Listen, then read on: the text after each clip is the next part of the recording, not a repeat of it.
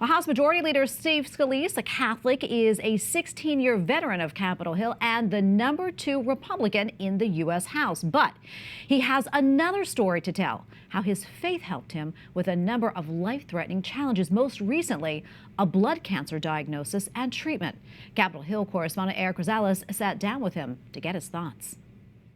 I'm joined with Majority Leader Steve Scalise. Leader, thank you so much for joining us. Well, it's good to be here. Good to be with you as always. Leader, we've had so many of our Catholic faithful ask, how is the leader doing? For so many people that are watching that said prayers and offered just true, genuine support, I can't thank everybody enough, because you feel that, when you're going through things. And thank God, God performed a lot of miracles and answered a lot of prayers, because if you go back to August when I was diagnosed with multiple myeloma, I didn't even know what that was. Scalise says he started chemo the day after he was diagnosed. 4 months later, he was ready for a stem cell transplant and had to be isolated for 6 weeks. I had to be isolated at the hospital and, had to be away from my job. I have a pretty intense job, and I'd missed being away, but I knew I had to focus on my health, and we did. We zoned in really tightly, and then once that was done, and my doctor said, "Okay, you're clear now. You can go back to work and travel again." I got back here, and we had a tie vote. I was, the week later, I was able to come back and literally broke the tie vote. But I'm very blessed that it was a form of cancer that we caught early enough and treated it, and the treatments worked. So right now you are in remission, or? I'm in remission, and my system is, to kind of clean your system out, and I have a new immunity system, and it's working fine now. As we know, this isn't your first bout with your life. Years ago, you were shot on the baseball field practicing for the upcoming congressional baseball game, and one might question one's faith and say, "Lord, how much more can I take?" But did you do that? His intent was to kill all of us on that ball field, and again, God performed miracles that day. I mean, yes, He did. No other way to explain some of the things that happened. When I got to the hospital, my doctors said I didn't even have another minute to spare. You're a devout Catholic. I mean, what has this done to your faith? Has it strengthened it?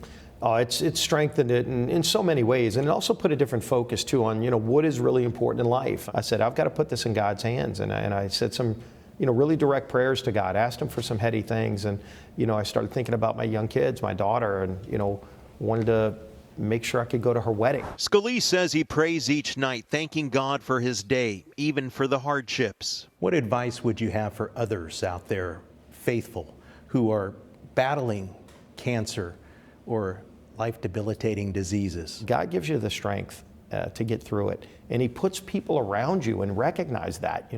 It's not just God Himself in the flesh. It's doctors and friends and other people that are in your life that can help you get through those tough times. And they might say, "Hey, God, why aren't you doing enough for me?" God is. He's sending people to you, and you just don't realize that's where they're coming from. And so God gives you a lot of different signals and tools, and use every single one of them.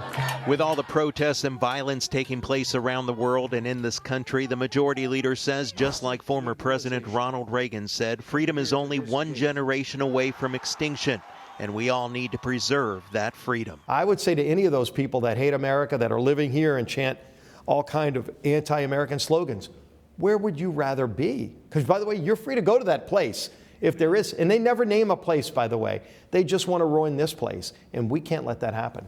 Majority Leader, absolute pleasure. Thank you, sir. Thanks for having me. Appreciate it. God bless you.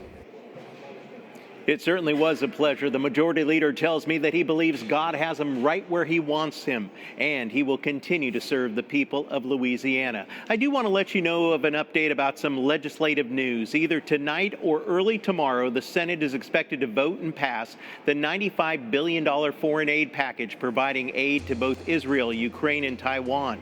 The House passed it over the weekend, and Leader Chuck Schumer says that he wants to limit the number of amendments and get it to the president's desk as soon as possible.